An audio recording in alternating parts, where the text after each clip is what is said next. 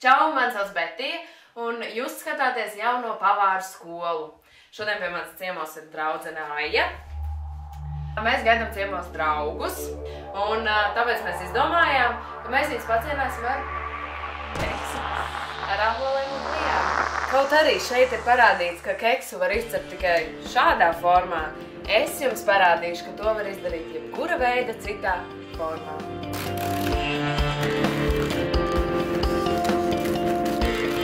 Ieberiet maisījumu bļodā un izmaisiet.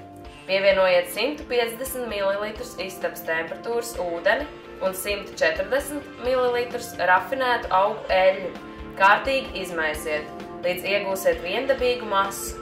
Keksa formu iesmērējiet ar rafinētu augu eļļu. Šis kekss gan tāpat ir garšīgs un viņā jau ir āboli, taču Aija ieteica, ka mēs varētu šo keksu vēl papildināt ar, piemēram, rozīnēm.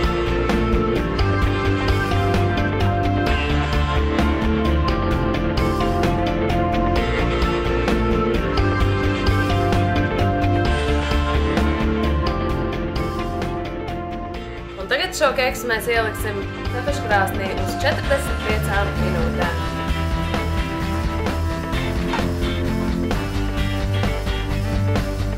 Ir pagājuši 45 minūtes un mums ir sanācis šāds zeltaini brūns keks. Lai keksu izkratītu ārā no formas, viņam ir jāļauj nedaudz atdzist.